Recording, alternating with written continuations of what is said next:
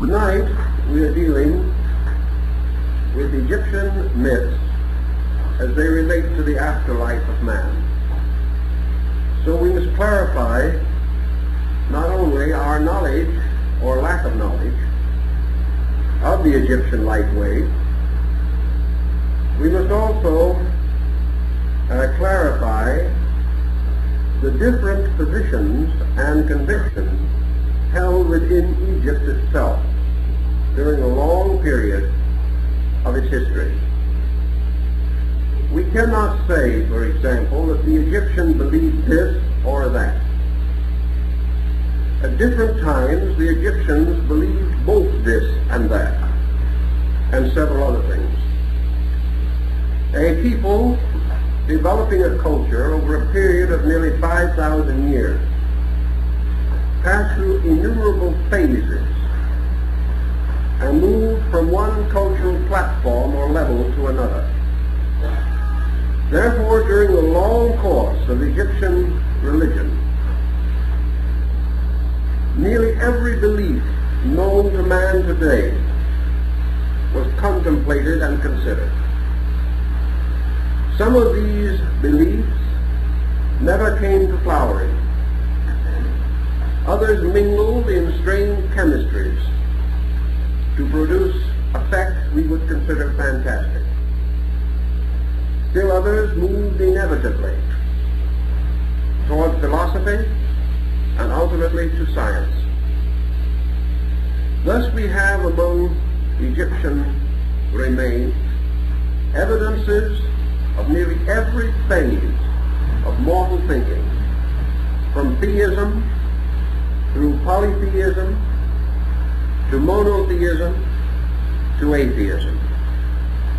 It is impossible, therefore, to make some broad statement as to the way the Egyptians regarded his destiny in the universe.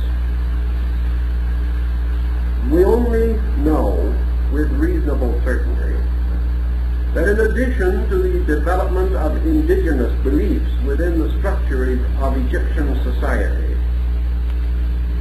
Egypt was bounded by several other countries and also by other advanced cultures which variously contributed and modified Egyptian thought. We know the effect of the great dynasties of Ethiopian kings upon Egyptian learning. We know also the impact of Semitic thought from the valley of the Euphrates. We cannot fail to recognize the late appearance of Greek modification. All of these and other forces, some of them probably coming from far Asia, influenced the gradual development of Egyptian religion. Egypt, as the cradle of Mediterranean civilization, also exercised in its own turn a powerful influence upon later cultural patterns. A great part of Mediterranean culture, including arts, philosophies, religion, and sciences, a great part was modified or changed by Egyptian culture. And we can trace Egyptian elements in nearly all religions in the region, including Christianity. Thus Egypt assumes a very important position in our thinking. And we must try to understand something of the experience through which the Egyptian passed in the development of his culture. Several Egyptologists insist that early Egypt was unaware of any monotheistic teaching, unless we assume such teachings to have been achieved in the nome of Heliopolis. Actually, there is much to indicate that the early Egyptians did contemplate the possibility of one divine being at the root of life. This certainly did have its day of recognition during the reign of Amenhotep IV, whom we know as Akhenaten. This pharaoh was a complete monotheist. But of course, this is attributed in part to the Semitic blood in his family. The Egyptian, we know, was early concerned with the state of himself after death. To study his art and the psychological impact of his numerous and diversified achievements is to come to one conclusion about which there seems to be no difference of opinion. The Egyptian loved life. He was not a person burdened with nostalgia or remorse. Even though in many periods he must have had a difficult time, his country was riddled with wars, his leadership was frequently inadequate. But above all, and in spite of all, he loved life. From the beginning, then, death was approached with a rather strange attitude. Death to the Egyptian was not a release from anything. He did not look forward to a blessed state in the world beyond. In the same spirit, death was not a reward for anything, because punishments and rewards were familiar to him, and he accepted them as part of his natural existence. We are not surprised, therefore, to find that there is no concept of heaven as we understand it, or conviction of hell as we fear it in Egyptian religion. The Egyptian realized that the individual had to depart from this world. Naturally and inevitably, the Egyptian also believed and required the belief that death was not the end of human experience. It seemed much easier, even to the early Egyptian, to assume that death was merely a separation of a being from a body. The body returned to the earth, or perhaps later was magnificently embalmed and placed in a gaily ornamented sarcophagus. The Egyptian was convinced that the soul within the body lived on. He did not believe that death represented any essential change in the nature, temperament, disposition of the person. It was a change of place only, not a change of essential state. It never occurred to him that death would transform the living into superior beings or inferior beings. He was not, therefore, inclined actually to worship the dead, because it would be like simply worshiping some relative whose limitations we already recognize. This might seem to vary somewhat from the phenomenal facts available, but we must remember that the deification process in Egypt, like that in China, and essentially like that in ancient Japan prior to the rise of a comparatively recent efflorescence in Shintoism, that this deification of the dead was restricted to the ruler, inasmuch as Egypt was a theocracy.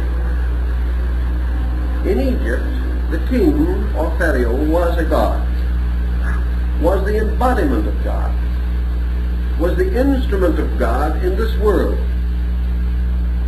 He was the extension of the divine power into the human state. But early the Egyptian made another discovery, which affected him considerably in his psychology of life. He realized that the Pharaoh as a symbol and the Pharaoh as a person, these were two distinctly different things. Pharaoh as a symbol, as a concept, was divine. But Pharaoh as a person was not always adequate, not always sufficient to his own divine responsibility. Thus Pharaoh was an immortal mortal. He had divine attributes, and the concept was worthy of veneration and worship. But the Egyptian was too much of a realist to ignore the little man under the concept, to ignore the fallibility of the human being. In his religious art, therefore, even the great monumental productions of the state, Pharaoh must also ask for forgiveness. And like the Emperor of China, he must seek with the same humility as his people the presence of the great gods. Pharaoh was required to be an initiate of the state mysteries. And if he was unable to meet the requirements of these mysteries, he could not rule. Pharaoh in Egypt was a term which could be either male, female, or both. The Egyptian descent of royalty was essentially matriarchal. The descent was measured from the mother's side and not the father. Very often brother and sister ruled together, therefore, as Pharaoh. And under such conditions, they were regarded as the visible divisions of an undivided, invisible power. Also, amazingly enough, if Pharaoh was a woman, she must wear not only male, but female attributes. And if Pharaoh was a man, he must also wear both male and female attributes. This is not uncommon in theocracies or divine states of government. The same is true in Tibet. The same was true in the rise of the Christian hierarchy, as the bishops, cardinals, and the pope wear vestments which combine male and female garments. Thus, if Pharaoh was a woman, she wore an artificial beard on state occasions. And the Pharaoh wearing the full regalia of his office. If he was a man, always wore suspended from his back the skin of a lioness, and was referred to as male before and female behind. Thus the androgynous concept of Pharaoh also early developed within the Egyptian consciousness. Pharaoh as God, therefore, was regarded as having a unique destiny. But this destiny was not generally shared and was reserved for the members of the royal dynasty. For the rest, the Egyptian did not have what we would term any tendency, any pronounced tendency, either to deify his dead or expect from them in another life attributes which they did not possess in this life.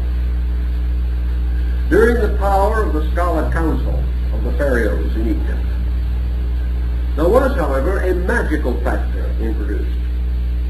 And in Egyptian religion, there is no essential division between theology and magic, any more than there was an essential division between theology and science. They were considered one body of learning. The Egyptian, because he believed in magical powers, frequently assumed a kind of spiritism. He believed that the dead did not necessarily depart happily, but if their bodies were returned to the dust and disintegrated, then their contact with the earth was gradually dissolved. The Egyptian dead, in the form of the man-headed hawk, is therefore constantly represented as seated at the foot of the mortuary couch, the soul gazing quietly upon the mummified face of its own body. To assure, therefore, a certain relationship between the living and the dead, the Egyptians developed the process of embalming their heroes, scholars, sages, priests, and great persons, binding them to their body by the perpetuation of that body. The Egyptian believed that he could hold the souls of the dead to the service of Egypt, that they could never fail to be present as long as their bodies were there. This probably underlies the concept of the mummification of the dead. The Christians later embalmed their dead, but this was for another motive, because the early members of the Christian communion believed, literally, that in the second resurrection, or in the resurrection of the dead, the human being would reinvest his body, and that the body should be preserved for this purpose. The Egyptian, however, did not mummify from any such considerations. The dead, consequently, for the most part, particularly in early times, were buried in the knee-chest position, which is called the embryo posture. They were placed in a comparatively circular opening in the ground, sometimes lined with bricks. This knee-chest posture, or embryo position, was to indicate that the deceased person was passing into a kind of second infancy, or was to be reborn in another world. Therefore, that his grave was the embryo of another life, that he was to be born from the earth as from a womb.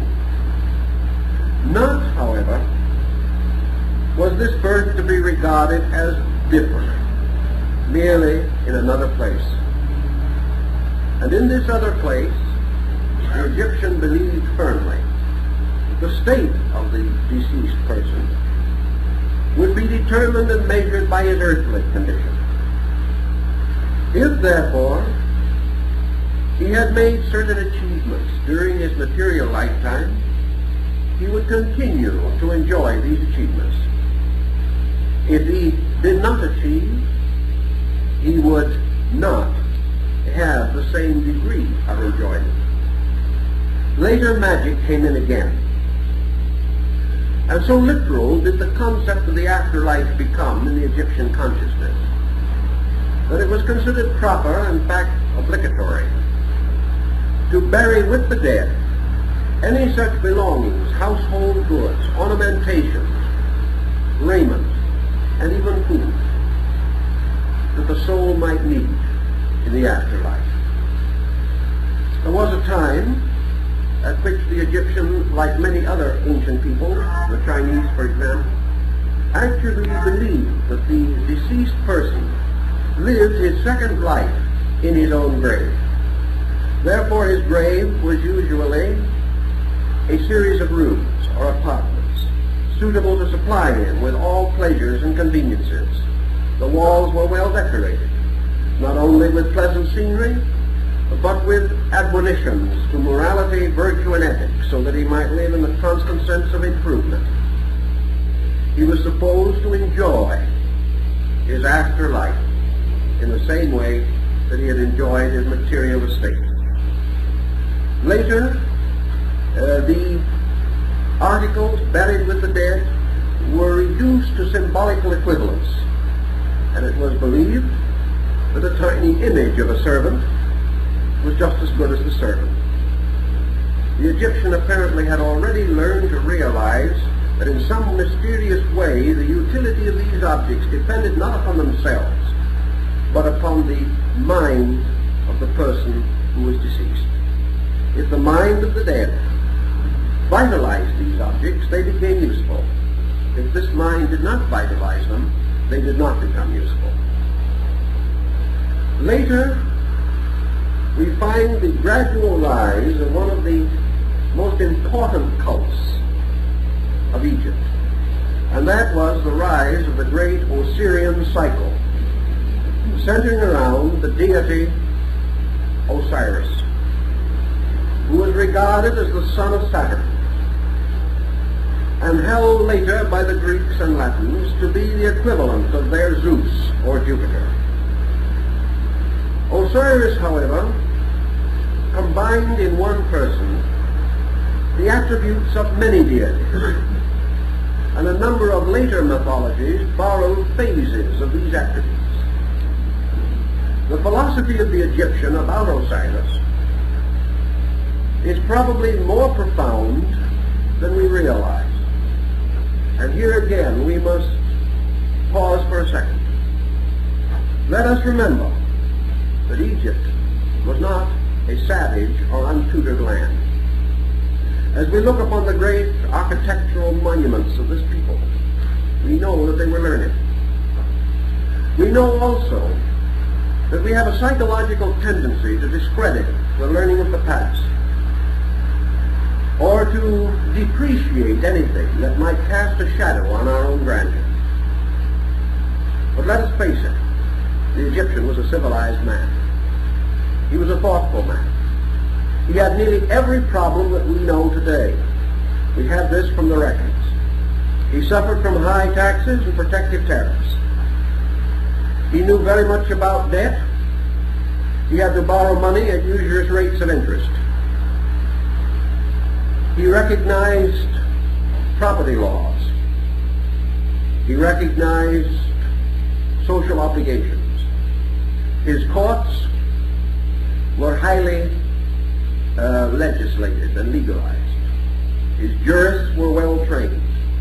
His physicians were informed according to the best standards of their times. His scholars were educated. His philosophers were wise and noble. We cannot then assume that a man of this kind, or descent of such men, would over a series of thousands of years affirm the literal acceptance of fables and legends. We must more rightly observe that the sacerdotal mysteries of these people were concealed beneath obligations and oaths, and because they were part of the initiate system of antiquity, they veiled their doctrines in allegories and fables. We have accepted the fables as the facts, and because most of the ancient records are lost, if they were ever committed to writing, which is very doubtful, we have no way of correcting our own perspective. We can only suspect, and perhaps with generosity of spirit acknowledge, that these people must have had religions and philosophies suitable to their estates and reasonable to their attainments. This is true also of Greece, and which is perhaps a more immediate and more pressing example.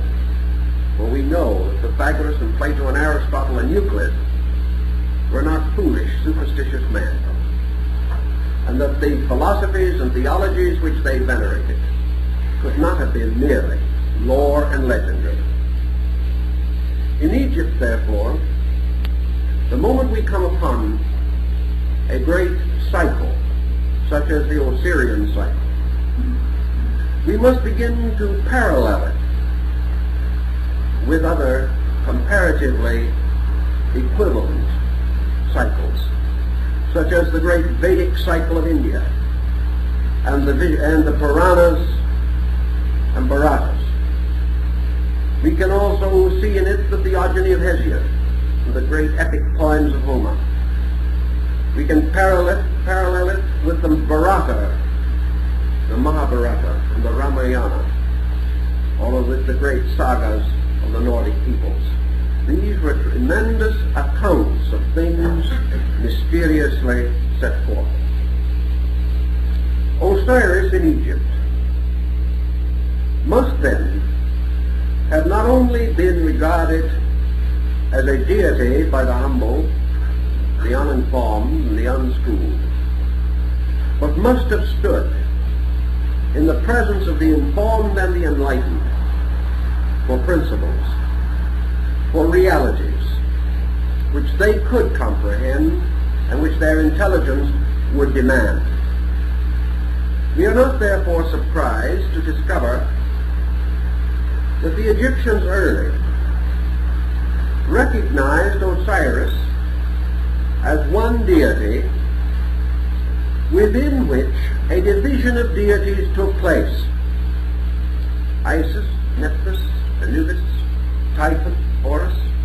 These deities were not separate from Osiris. They were the very parts and members of himself. So we are able to appreciate why the 42 assessors of the dead in the ritual of the psychostasia are all supposed to have been aspects of the deity himself, the God within whom all these things live and move and have their being, and that gods and godlings are really not separate creatures, but phases or aspects of one creature, one being. And this being for the Egyptian of the Middle Period was Osiris. He recognized Osiris in 4 principal attributes or forms, and these in themselves should tell us that we stand at the gate of a great philosophy. Osiris was first Osiris Ptah, or my Lord the Light. Ptah was the light of the mind and the light of the world. But it was more than intellect. It was the light which enlightened intellect. Therefore, perhaps Osiris Ptah was the Egyptian name or formula or symbol for the term that we call consciousness. Osiris Ptah was a potter. He was a great artificer, and he fashioned all things upon a potter's wheel in the nome of Memphis. Osiris Ptah fashioned first the great egg of the world, from which sprang forth both gods and men. Osiris Ptah was also the architect, the base and substance of those archetypal designs which are to be everywhere manifested through creation.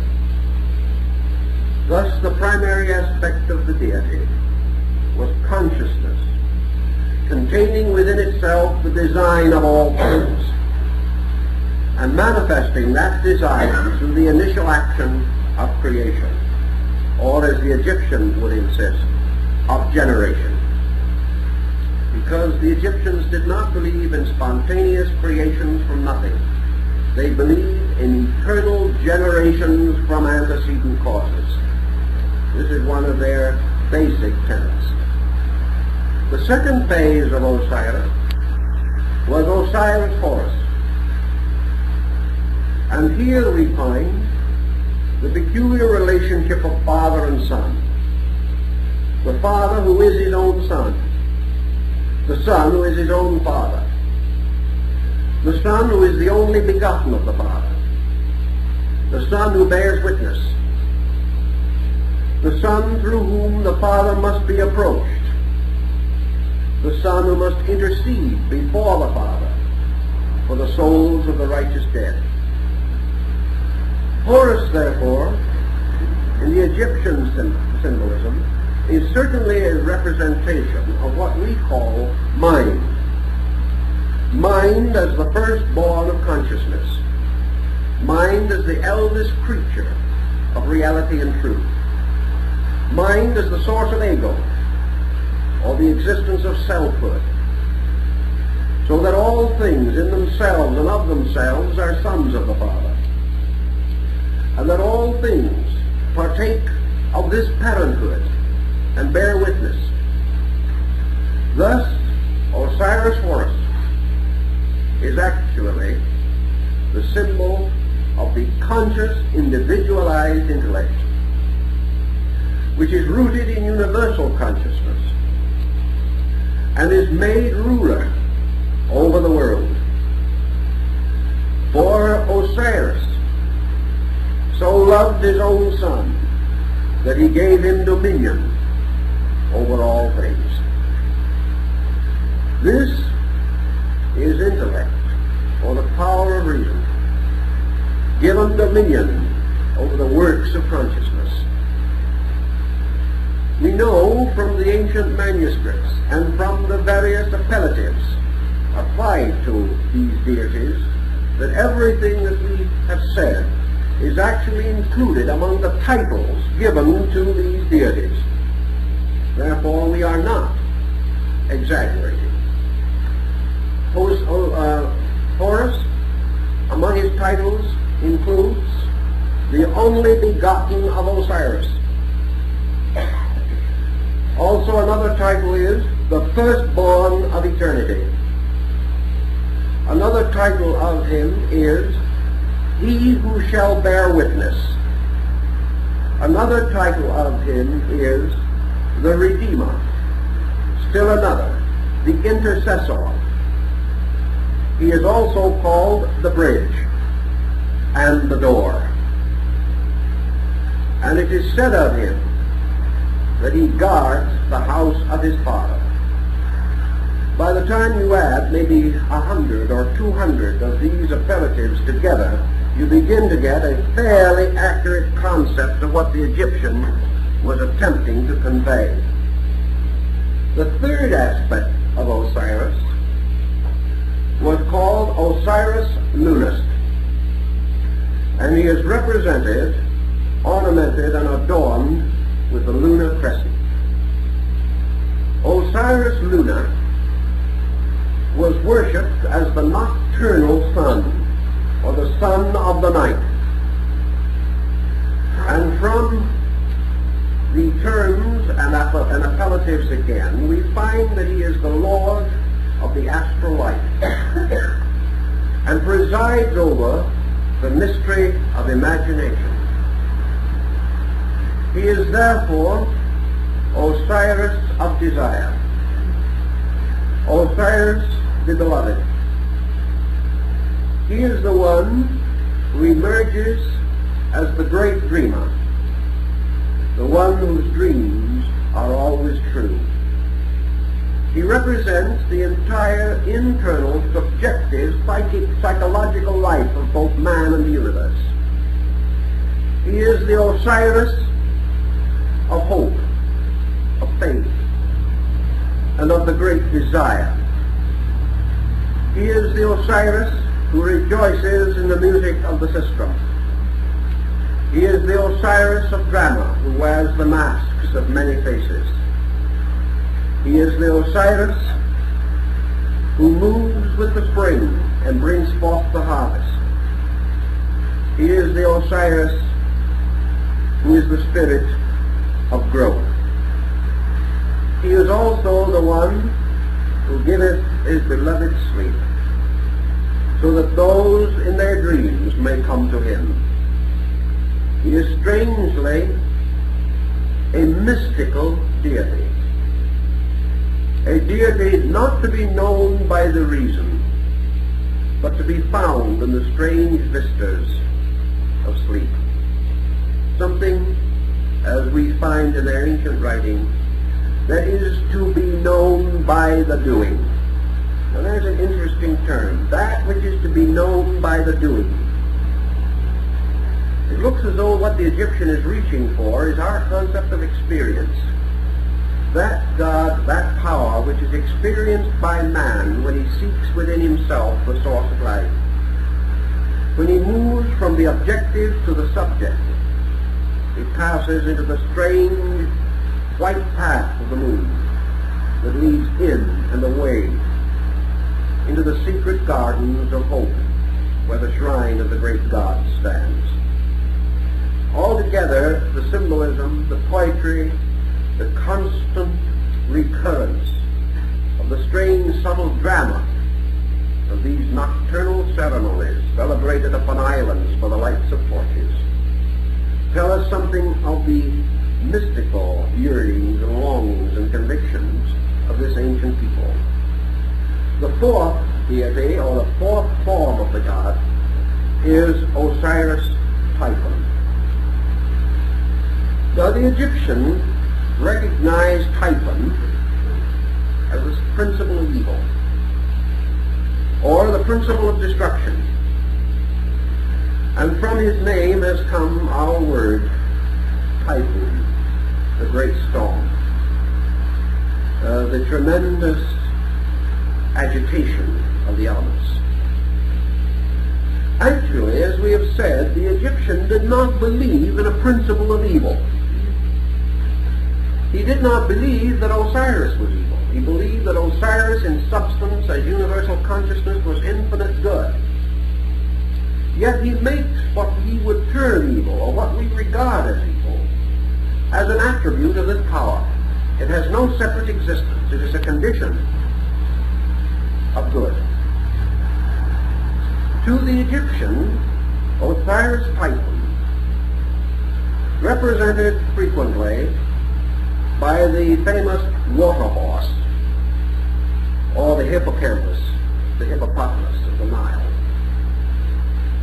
living in water, mud, and slime, a strange, grotesque, ungainly creature, was the proper and natural and inevitable symbol for that broad term we now cover by the word matter. Osiris Typhon was the material or physical world, the physical body of things. We can thus understand why the god is represented with a living head adorned with the plumes of victory, his hands holding the triple scepters of the three worlds, but the lower parts of his body covered with the wrappings of the dead. These wrappings of the dead are the vista or sphere or world of Osiris Typhon, the abode of the dead. Thus, to the Egyptian, the material world was the nearest thing to evil that he could conceive. And yet we have already said that he loved it, that he did not view material life as punishment.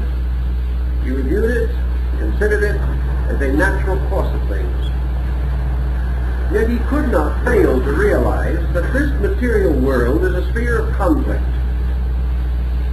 a sphere in which values are frequently obscured, a sphere in which life and death seem to be struggling constantly for dominion. And the great struggle of life and death is the typhoon. It is the tremendous whirlwind in the midst of which man finds himself.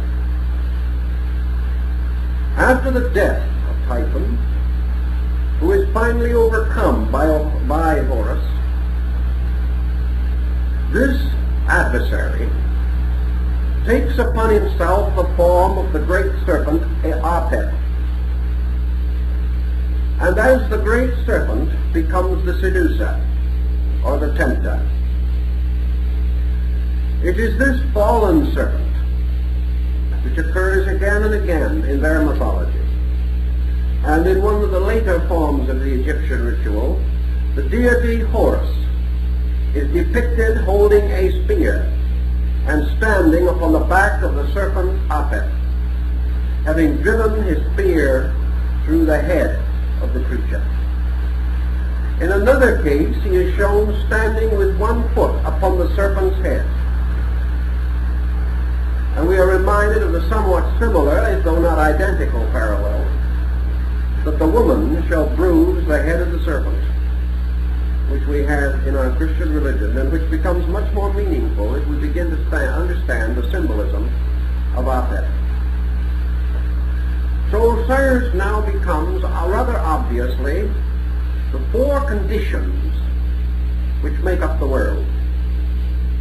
These conditions being consciousness, intellect, desire, and matter. And there is no doubt in any way that the Egyptian had attained this realization and was fully able to handle its implications and to extend it into the most abstract vistas of philosophy. Man, therefore, born into this world, came under the power of Typhon in one of his phases, attributes, or forms. As such, he became a subject, a vassal, or a servant of the prince of this world. Later, perhaps, the Greek emperors or the Roman Caesars. While here, he must render unto the emperor or to Caesar those things which belong to him. But he also must know that even this material world is part of the body of his blessed God, and therefore his religion and philosophy began to develop ethical and moral overtones. The struggle to restore the glory of his God in matter. The struggle to discover the glory of his God in himself. The Egyptian faced both of these decisions victoriously. He rose to great heights in his contemplation of these mysteries. Probably all Egyptians did not, any more than all peoples of the modern world make the most of their heritage of wisdom. But the priestly classes, the learned, the leaders, were certainly instructed in these matters. Now, after Osiris had been foully murdered by his own alter ego, his own lower self, his inevitable brother, Typhon, and was raised again from the dead through his own son, Horus. He became the Lord of the quick and the dead, judging righteous judgment over the beings of the three worlds. The lifetime on earth, the so-called, or the mortal reign of the god Osiris was 28 years, which was the length of his duration, and which Plutarch suggests may be a subtle allusion to the cycle of the moon. After his death, he was divided. His body was divided into 14 parts. Some say 28 again. These parts were scattered throughout creation.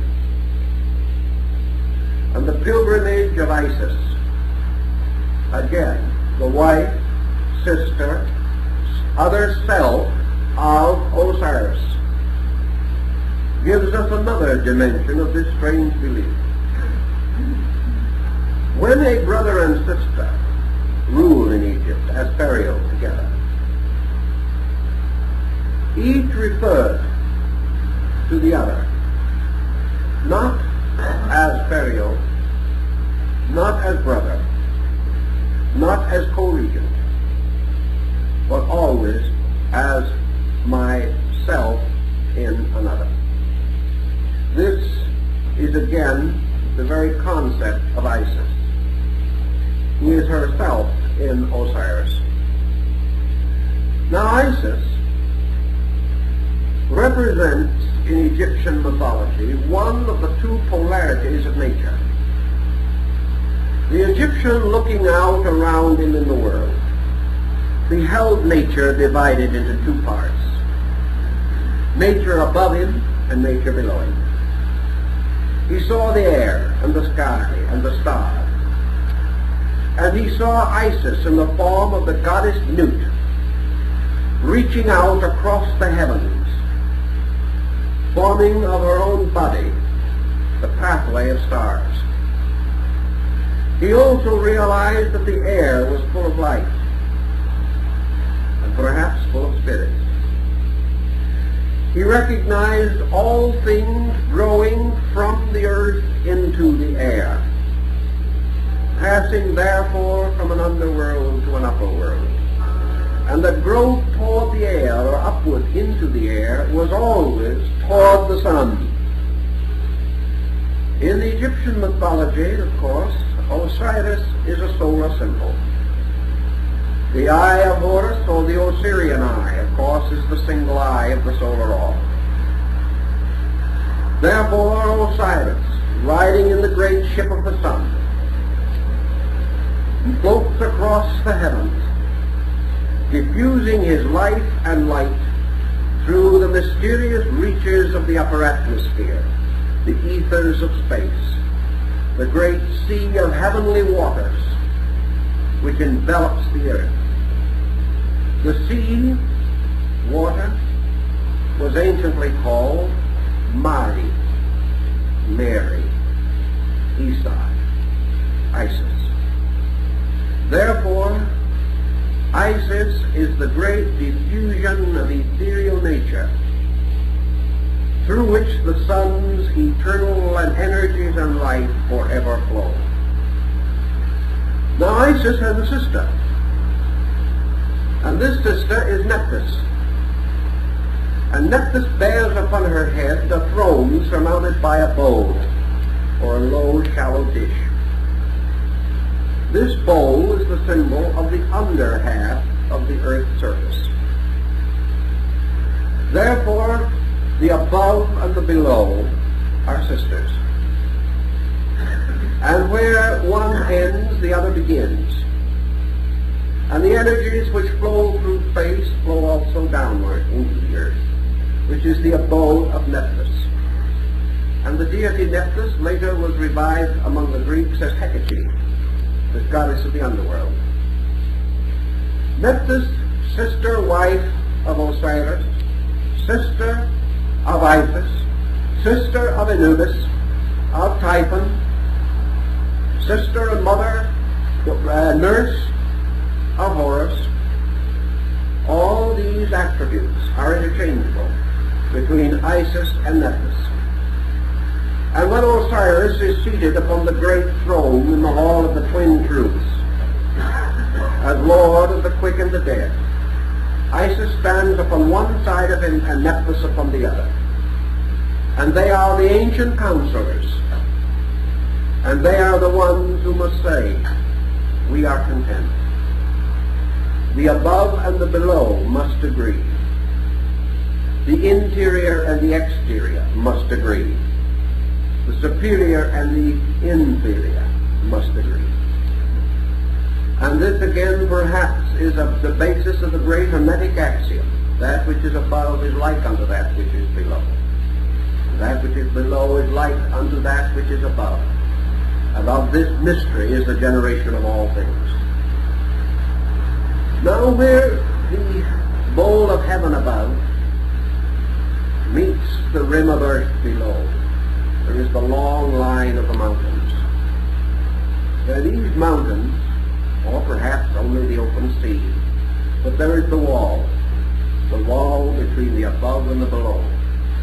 And on this roaring ridge of division between that which is superior and that which is inferior, there stands another deity, who is really the product of the mingling.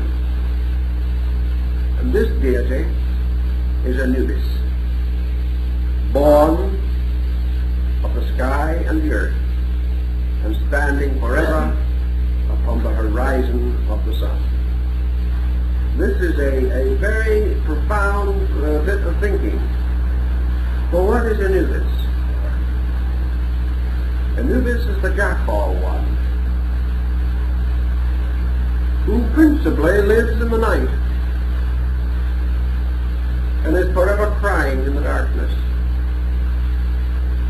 Anubis is also the faithful guardian protector and friend of the godly family.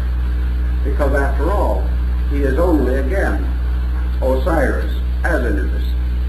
He is part. He is not another deity. He is another phase of the deity.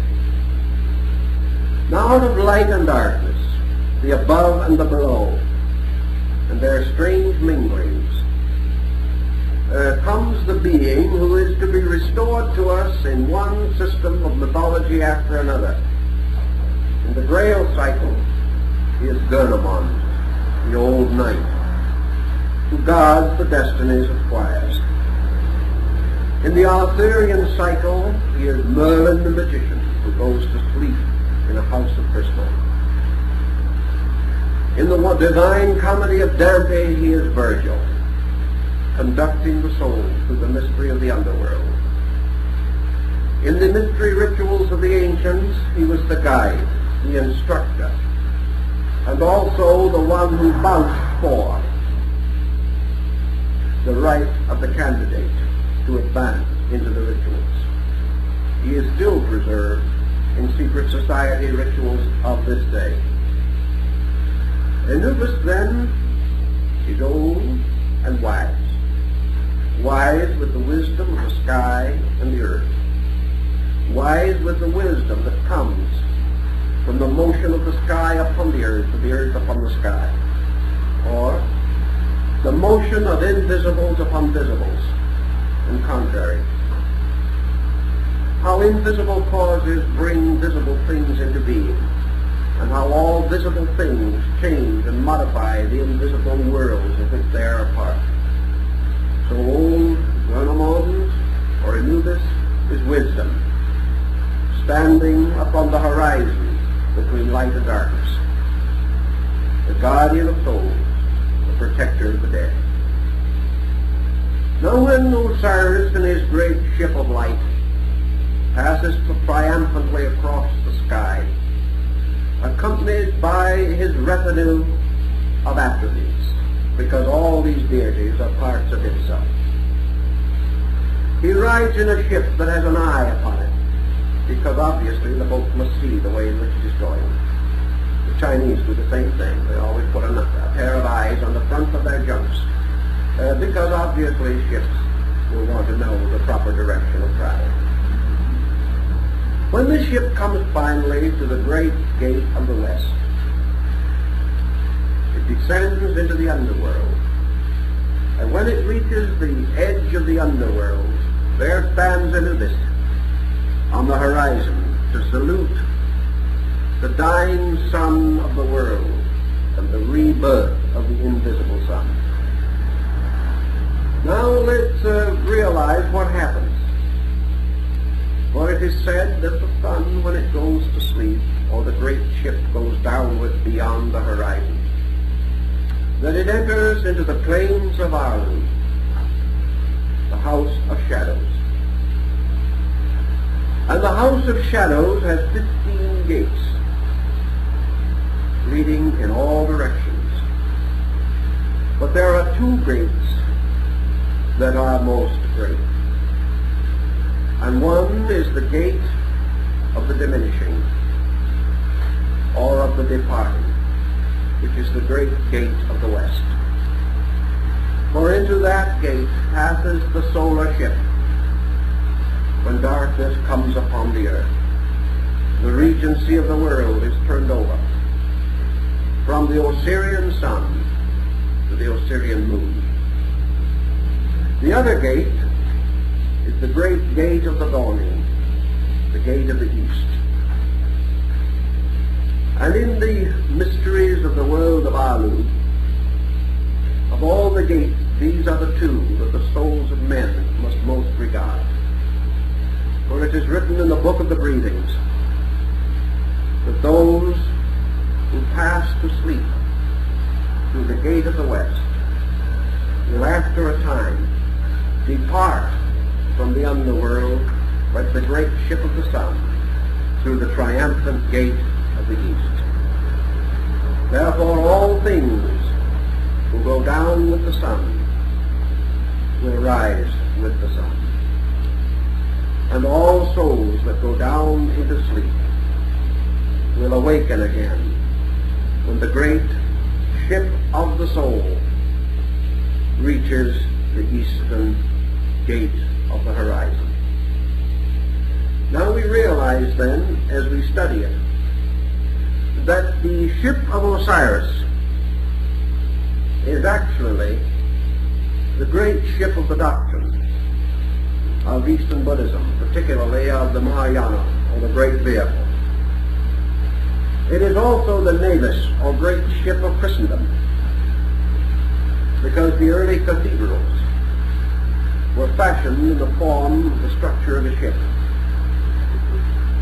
We know that this is the ship of salvation, the ship of the redeemed. And in this ship, with Osiris triumphant, ride the souls of the justified dead. Having therefore somewhat established now our mundane and submundane geography, we can go on to a little more of the psychological phase of this. The land of Alu, the land where the spiders of darkness spin their webs, is like the body of Osiris, divided into 14 parts. These parts are no longer referred to, however, as planes or worlds or states or countries or even counties. These parts are referred to in the Egyptian ritual as houses. Therefore, there are 14 houses of the dead. The 14 houses of the dead are referred to in the book of the Breath of Life. And in it, it is said that in the great land of Osiris there are many houses. And therefore, that in this land there is an abode proper to each and to all. It is almost identically the same statement. In my Father's house are many mansions. And this great land that is guarded by the gates of Alu is called Amenti, which means literally the support of Amen. And the word Amen in this case is certainly the cause and source of our religious, we might say, formula, or strange invocational word, Amen. Amenti, then, is the land of Amen.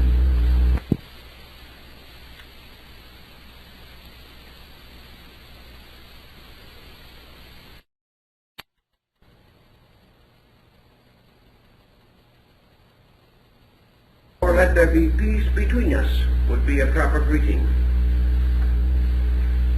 Here again we have references to early Ethiopian scriptures, where the priest rising says, I speak with the voice of Amen. This is a Christian priest, for he speaks with the voice, so be it, or the voice of let there be peace. In other words, invoking or stating the presence of a divine power. The plains of Amenti, then, represent the foundations of the peace from the word tet, or tet, which is added. The place or the abode of that which is, so be it. So mote it be. And about this, let there be peace. Also, we find in Arabic the continuation of this in connection with reference to the prophet. For whenever a pious Muslim uses the name of the prophet, he always adds his equivalent to this thought. For he says, Mohammed, upon whose name be peace. Let it be so. It is. So be it. And this carries the entire concept, strangely enough, of Amenti, which means the peace of Ammon, or the place which Ammon has provided. The place, so be it. Now within this tremendous concept of another world or another life, we have many, many divisions. And because of the very same circumstances that affect our modern religious thinking,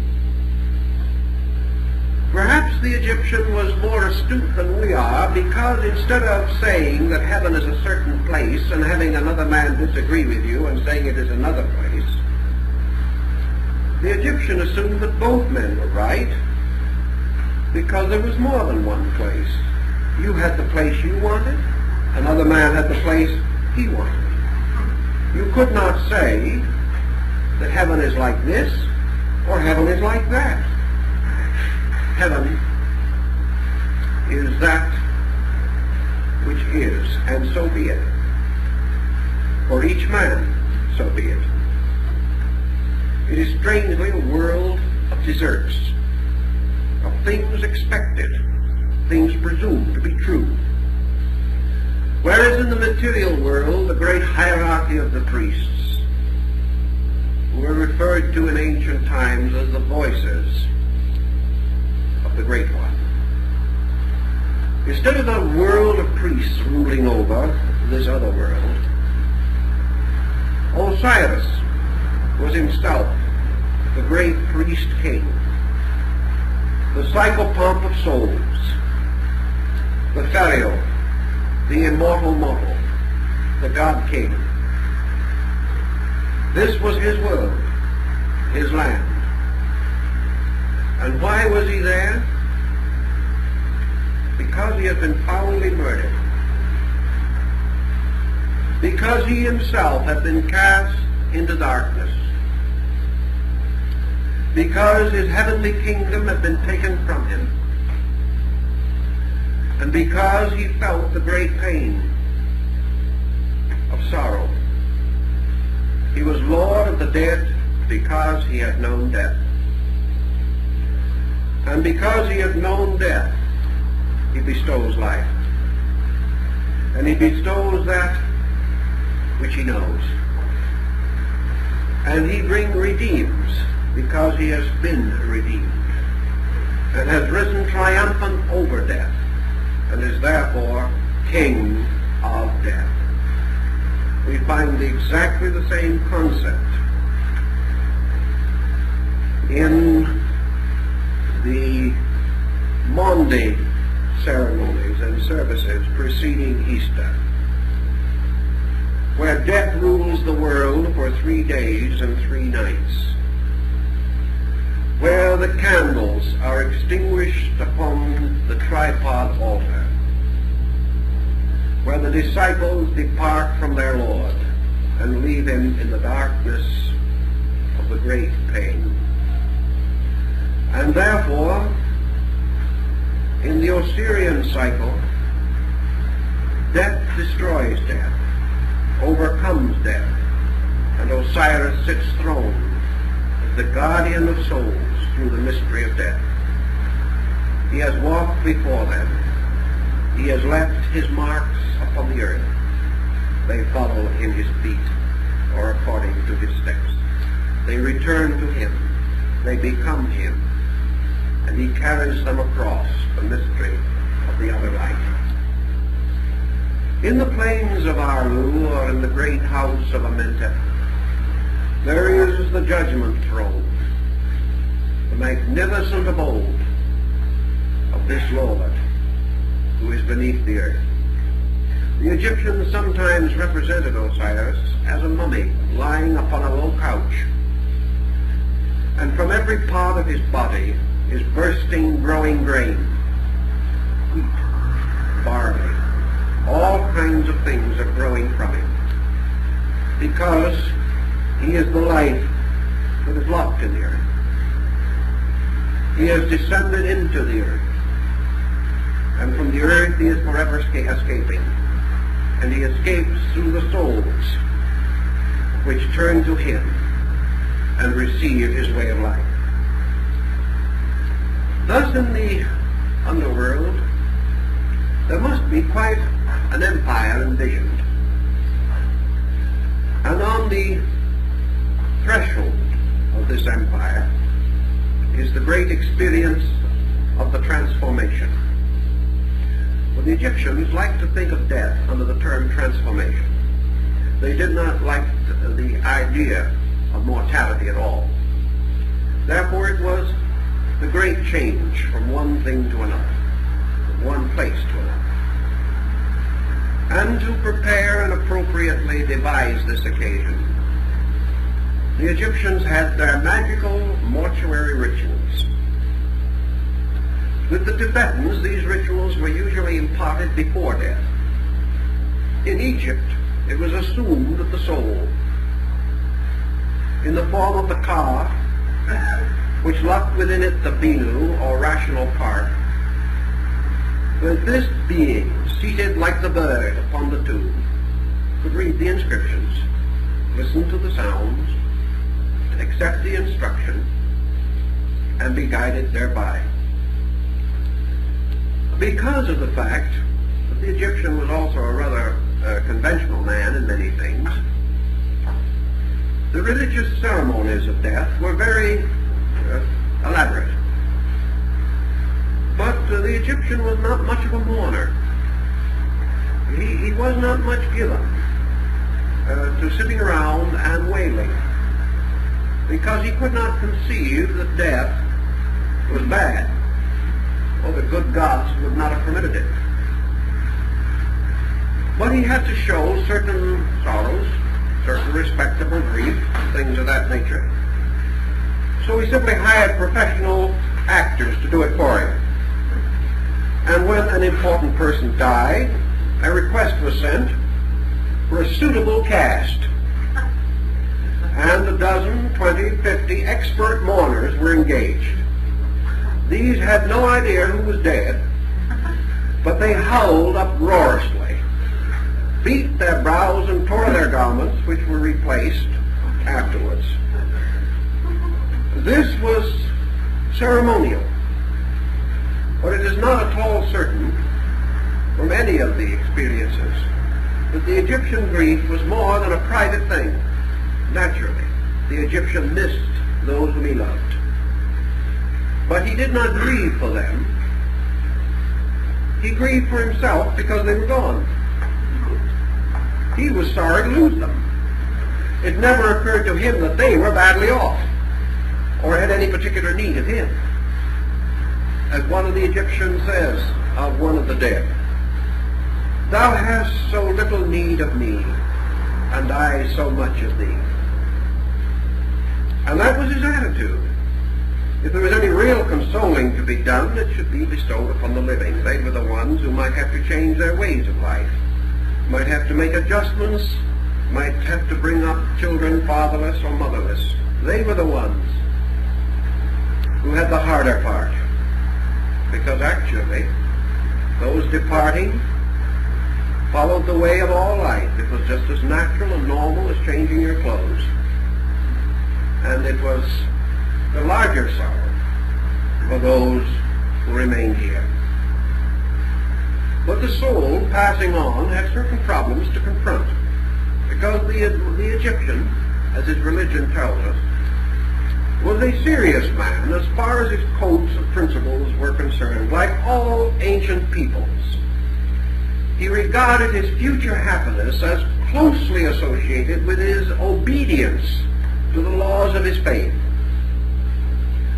This did not necessarily mean in Egypt that he had to worship a particular god or at a particular shrine. There were no sermons, there were no sects and creeds as we know them.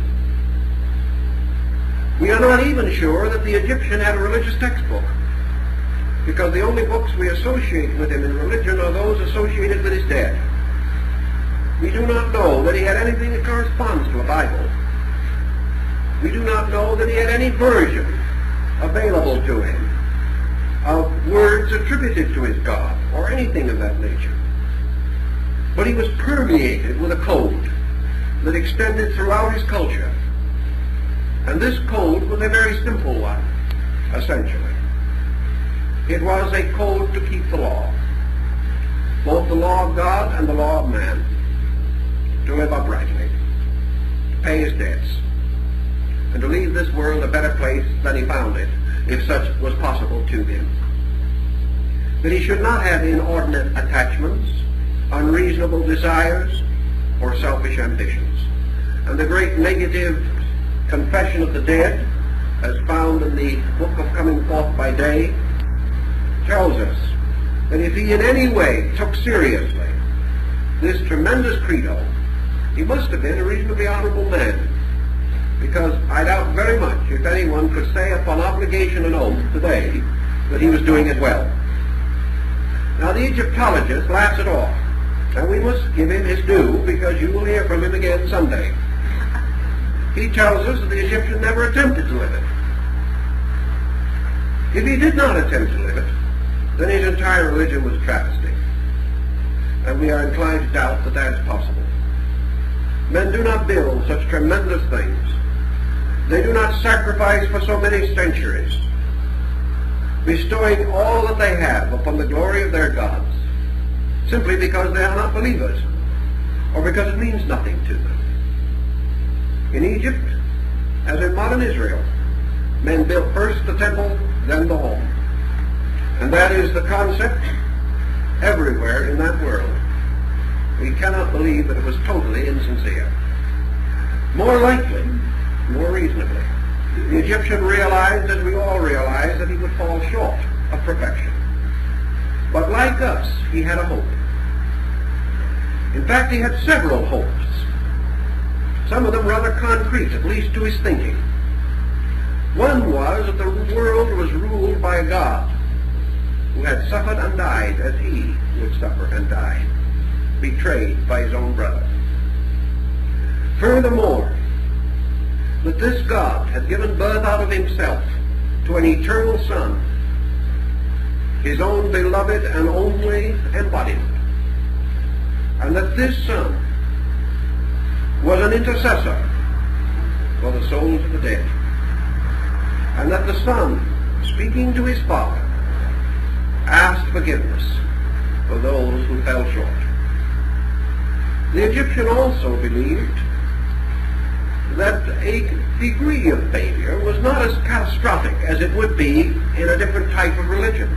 Because, remember, he believed that there was a gate of the west through which he would pass into darkness, but also another gate in the east from which he would be reborn. He therefore held the doctrine of rebirth, and this gave him a conviction that perhaps he was not intended to be perfect all at once.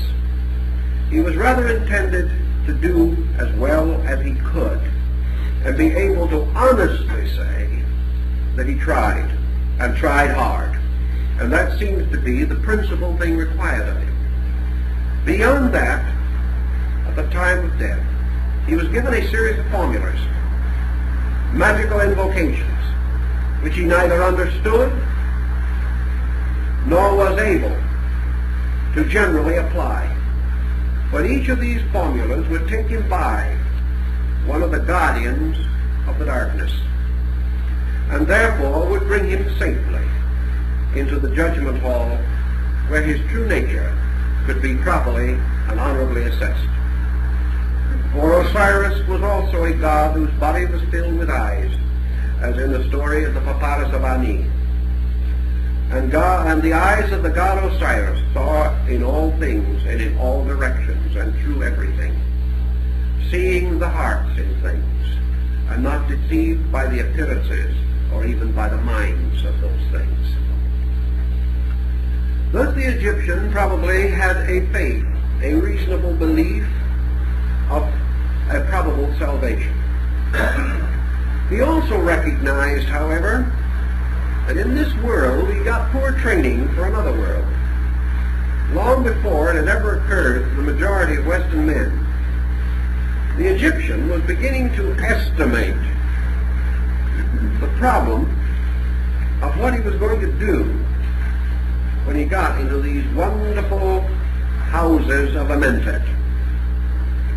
He was not foolish enough to really think that he could plow the back 40 acres in the Elysian fields. He was not so completely lacking in imagination that he assumed that he could continue forever to have his slaves or to build monuments to his own memory, which may have been one of his principal avocations during life. Speaking of all this monument building, there is another interesting thought. Records have been found to indicate that all these great monuments were not necessarily testimonials to egoism, because the records tell us that there were great famines in the land, or that the Nile failed, and that the crops failed, and that there was no work for men. And one of the edicts says, and Pharaoh say, that no man can be honorable if he is merely supported by another. Said it is wiser to provide work out of the treasury, so that all men will still be paid for what they do, and idleness will not be rewarded. Now, we could bear that in mind on a number of occasions. Pharaoh apparently did have a God whispering in his ear at that moment. But in any event, the Egyptian, assuming that the soul had passed in its own way through the great trial, the psychostasia, which we have described to you on many occasions, and which perhaps we can not go into detail in again. The psychostasia does not represent an arbitrary code. The psychostasia did not mean that all men must pass the same test, for there was not some blazing covenant upon the walls of heaven. Each man had to be weighed according to his heart and his relation to truth. Therefore, if his heart was simple and he kept the law, the balance was still maintained, and he was permitted to pass on. Heaven was not for the scholar alone, for the wise man, or for the man who had cultivated virtues knowingly all his life. The great judgments all also found it good to weigh the heart of the simple man and reward him according to his simple works. No more was requested. He was not expected to know what truth was. He was only expected to keep the faith he had and live according to the good in his own light. So he passes on according to the Egyptian legends and fables, and in life he was a man of consequence, a very popular man in the community. He was the moneylender. Now, the moneylender in Egypt usually had his office on the steps of a prominent building. Here he set up his little scale and charged as usurious a rate of interest as the conditions would permit. But if he was a good moneylender at heart and believed in his gods, he gave honest weights and measures. He charged the rate that was the legal fee, proper and appointed. And perhaps occasionally, when some rather destitute person came along, he was a little larger hearted than the law demanded, took only 5% when he might have had 6. But anyway, we will assume in this case that he was a good moneylender. And there was such a man in one of the old papyruses, and we know about it. And we know that he balanced his scales at the portico of the Temple of Ra.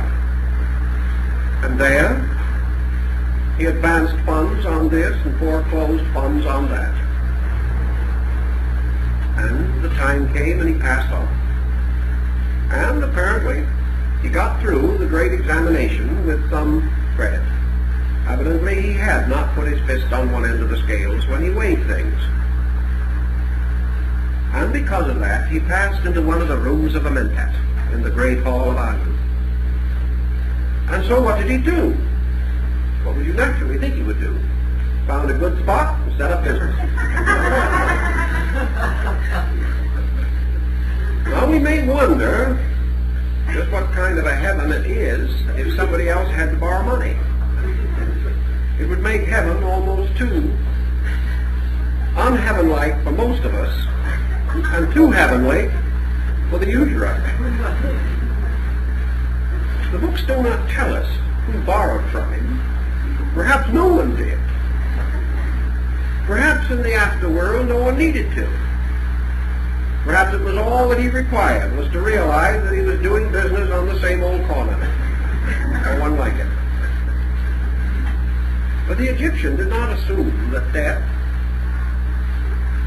would separate or change these values. It might take the body away from the money changer, but it would not change him. So in the plains of Amenti, we have a situation set up that is very similar to the Hindu philosophy. Namely that in the afterlife, we live on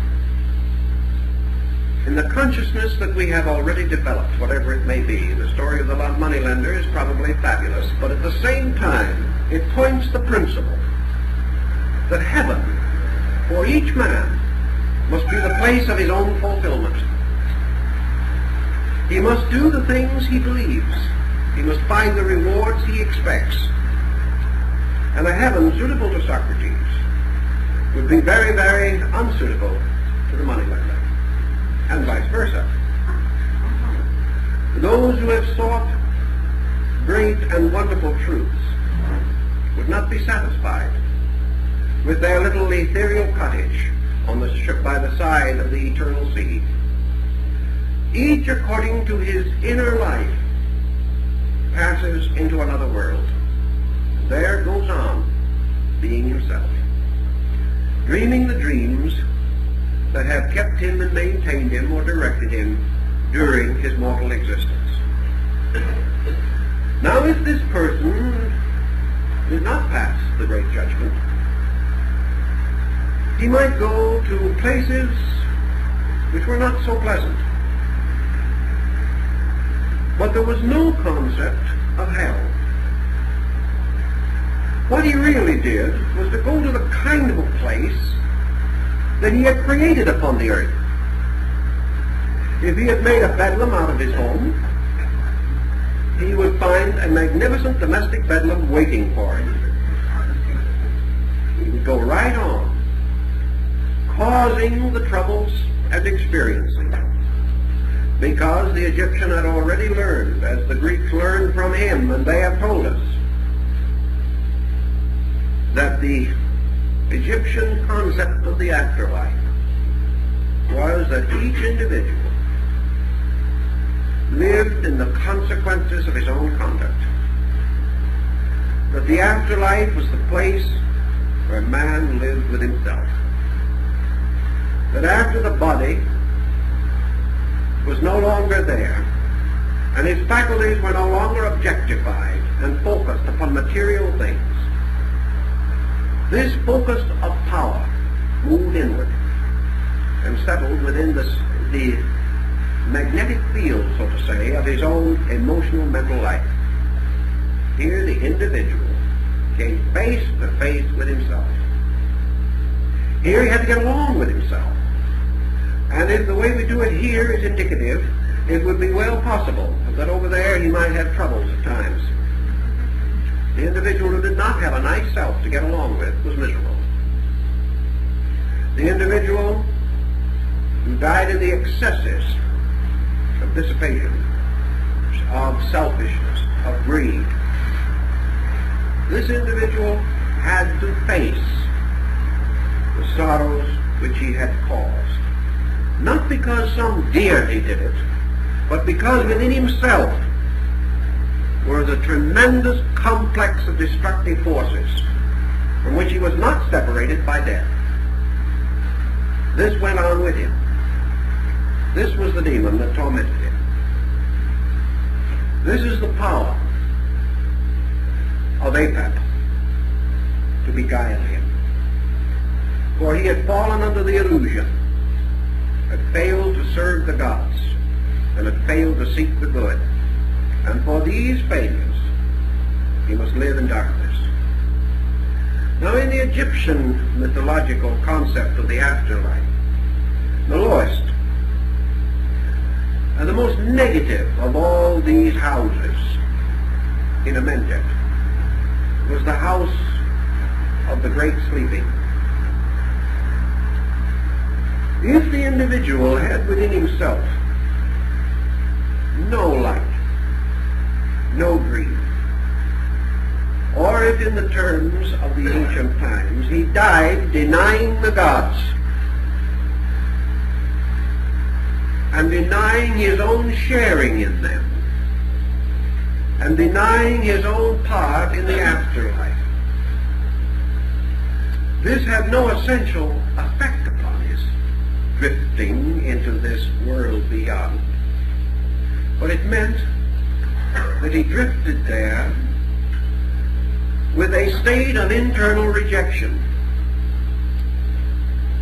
As the old texts tell us, this man, though still alive, refused to live. He said, "I am dead," and never questioned who was saying it or how the dead could know that they are dead. He had preconceived his own destruction, his own annihilation, or through the evil of a conscience had declared that he was not fit to live. And upon his departure was utterly and completely ashamed of his conduct in life, and realized or believed that no good could come to him. Such as these, according to the Egyptians, were like those described in the visions of Aeneas, sleeping in the darkness.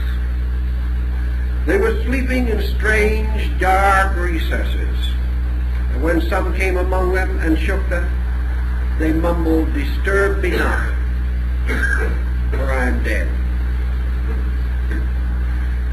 And the Egyptians said that the only person who could say this was the person who believed in death.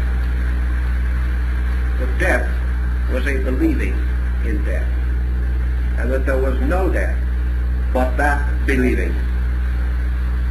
But having believed and being convinced of belief, man defends the belief with his own life. He cannot destroy himself. Therefore he can only decline or reject the conscious existence of that which he is. So he sleeps. And if the present trend of materialism continues to flourish, areas in that particular region may become a bit congested. Because there are many who today claim at least to believe that there is no life after death.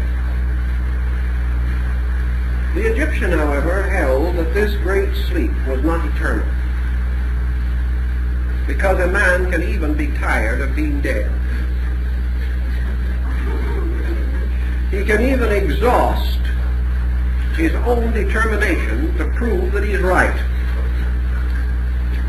And because the maintenance of error requires continual vigilance, and he must carefully preserve his own darkness, he becomes weary, lets go, gives up, and like the man who has clung overlong to a piece of wreckage, decides that it is easier to be drowned.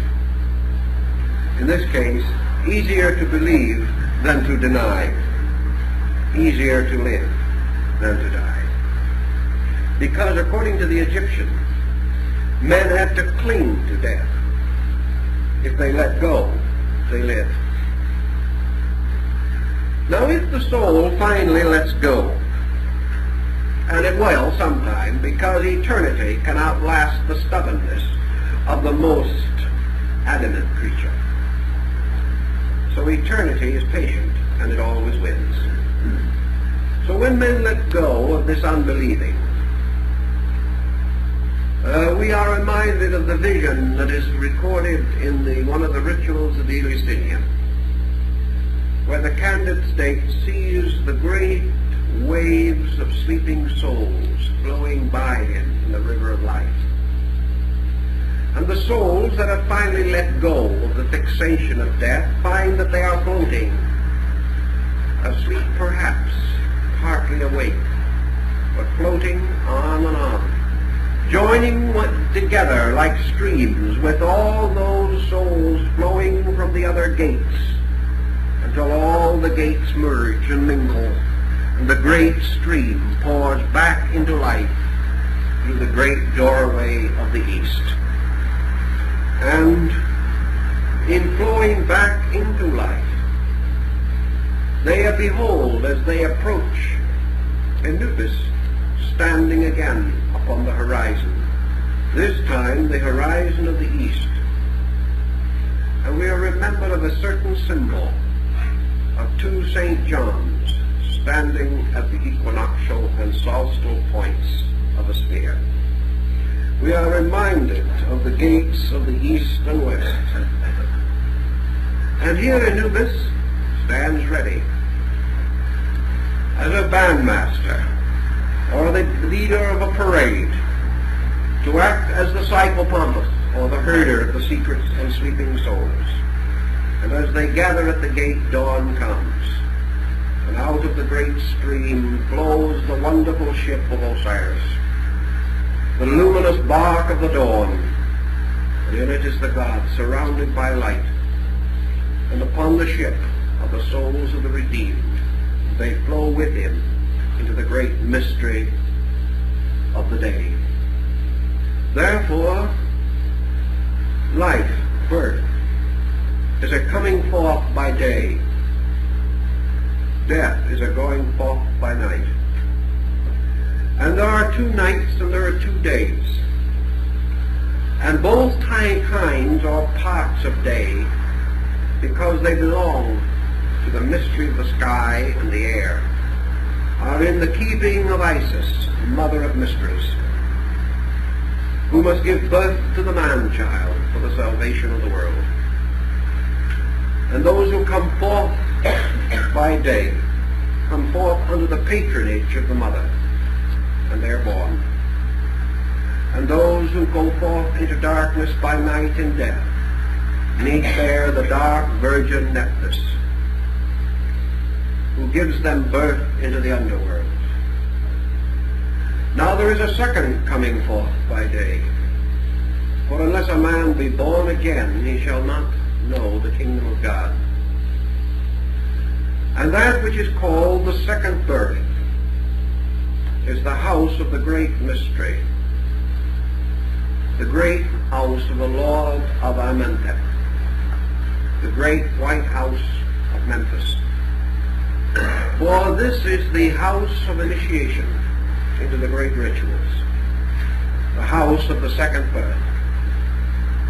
And over this presides again Isis, for Isis is the mystery temple, the mother of the sons, the mother, the widow, whose son shall inherit the earth. So all those who come forth by day are, as Kipling says in his poem, we are the sons of the widow. And because Victoria thought he meant her, she refused him knighthood for a number of years. That egocentric old lady didn't realize that there was anything in widowhood beyond the weeds of Windsor. But the widow is Isis seeking for her Lord. It is nature seeking for the hero, for the great power that is to redeem it, and which is fashioned in the image of the Hierophant, or the Lord of the Mysteries. So souls coming into birth or rebirth materially following the great way, a path of light, the rippling left behind by the ship of Osiris as it cuts through the sea and the sky. But Osiris also rules in that other ship, the house of the mysteries, the ship of the dark. And those who come forth in this house, into the house of truth, shall never again know night. For in the land of the redeemed there shall be no darkness. And in this concept, Osiris then becomes the Lord of the coming forth by day, the Lord of man's conscious decision to dedicate himself to truth, and to leave the shadows of birth and death as they burden the average man, to step into the immortal light of ever-consciousness. And those who achieve this immortal light are the Hashesti, the radiant hawk-headed ones, for the hawk is the Egyptian phoenix, the symbol of the reborn, that which has risen triumphantly from its own dead, for the phoenix is born from its own body. And these, the Hashesti, become the luminous ones who ride with Osiris in the ship of the sky. And they are the ones to whom he gives dominion over the air and the earth, and over the powers of the sun. And they are the ones who in the last great war shall form the army of the enlightened, and shall end forever the power of Apep, the serpent of darkness, the symbol of illusion. For light alone, the light of the soul, rescues man from illusion. So the Egyptians believe there is an overworld of truth in which the sun, as light and truth, rides supreme. There is an underworld of darkness, which is only illusion. And as Akhenaten himself said, actually, death is only a dreaming from which men waken into the love of God. So we cannot say the Egyptian was not a pious man, or that he did not have a wonderful and beautiful philosophy if we wish to look for it. Everything depends upon the way we approach it. 600 years before the beginning of the Christian era, Thales of Miletus was raised to great honor, and naturally, desiring to be a good citizen of Greece, he went to study in Egypt.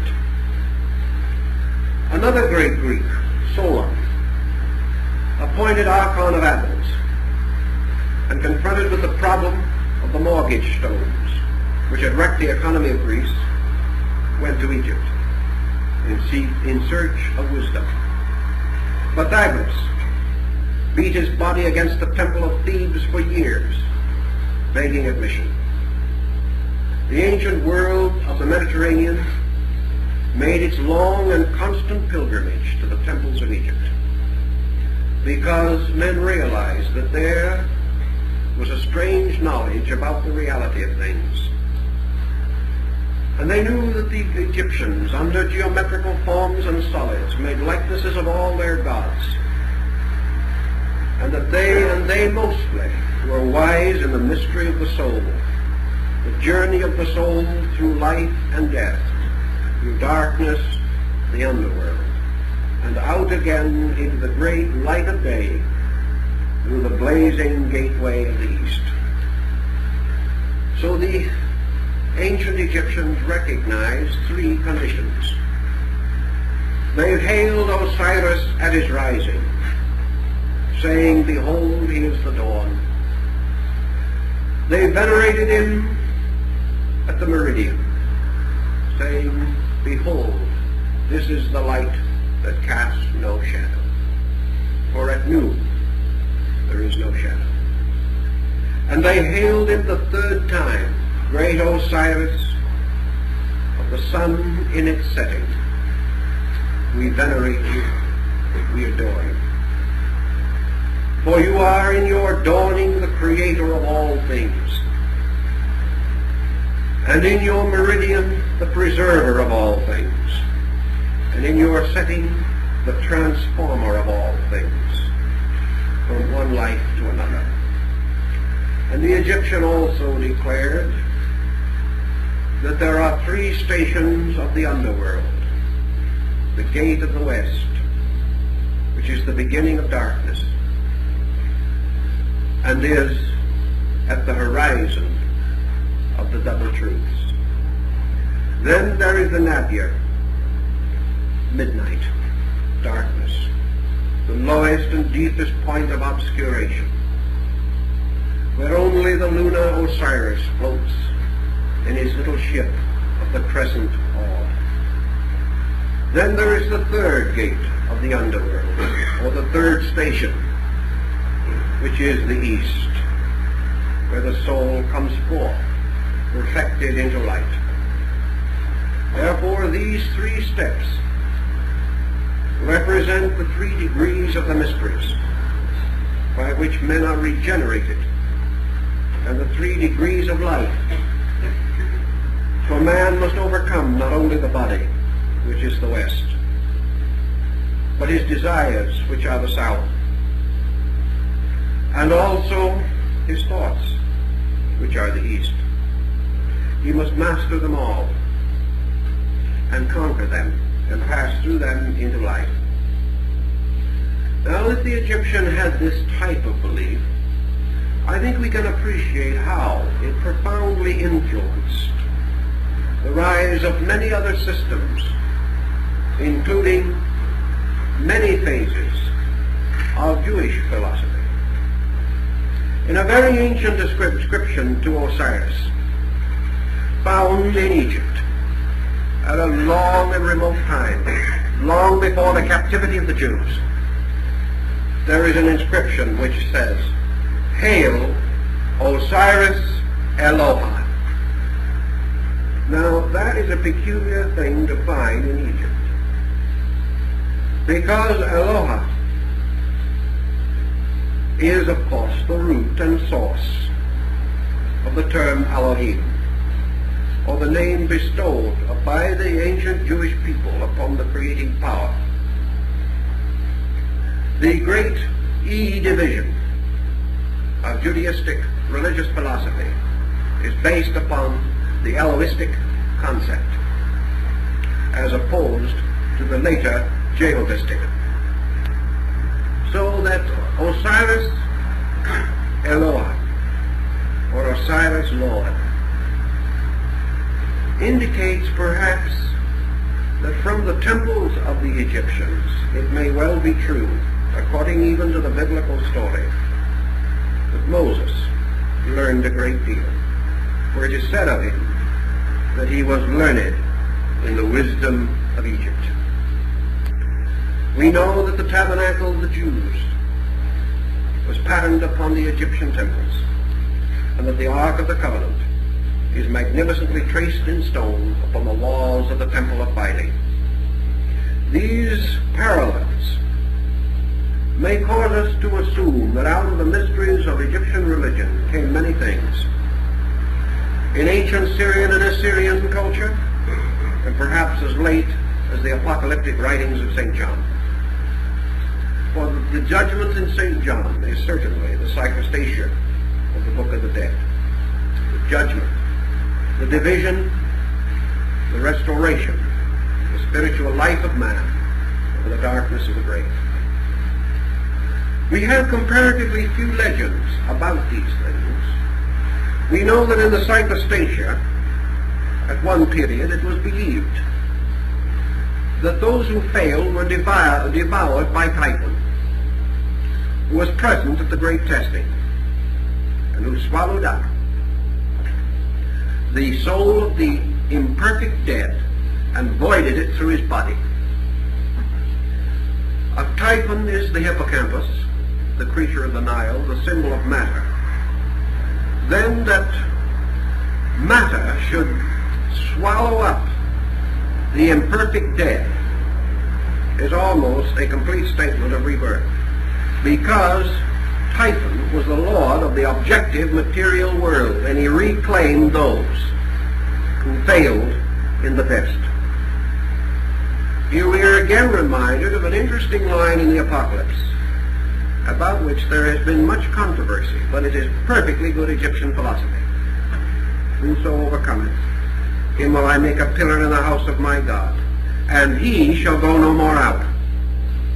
This is a peculiar statement, but it parallels identically the concept of Typhon. In other words, those who do not overcome must go out again. And through Typhon they are reborn into a world of limitation and restriction. Like the Greek, the Egyptian did not resent rebirth. He did not even question it. He did not consider it a punishment for anything. Like the life itself, it was an opportunity. Mistakes would arise, tragedy would come, but life was good. And because it was good, it was worth living. And because it was worth living, man was forever grateful for it. And he was forever grateful for the conviction in himself that because of the infinite love and wisdom of his deities, his own life was eternal. He also believed that sometime, somewhere, some way, this great journey of birth and rebirth would end. He believed that sometime he would no longer be imperfect, and it would not be necessary for him to go out.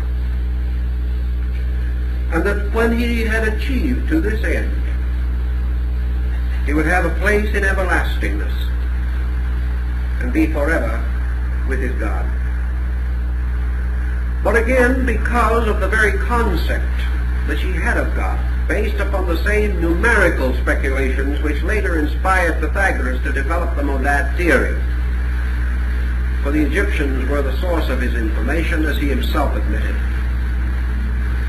The Egyptian could not conceive of ultimate existence apart from his God.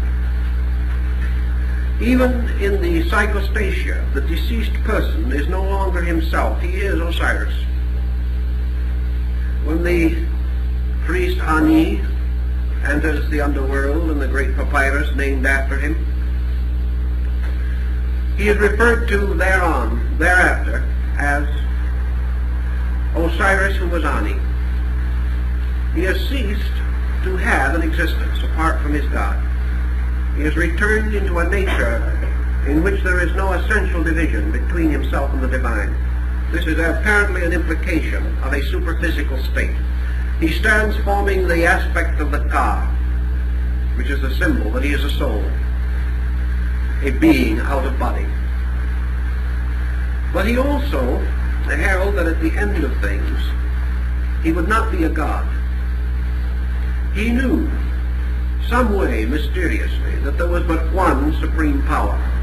In spite of the fact that the Egyptologists deny this, the entire structure of Egyptian theology requires it. And therefore, he must end by identification. Even in death, he becomes Osiris.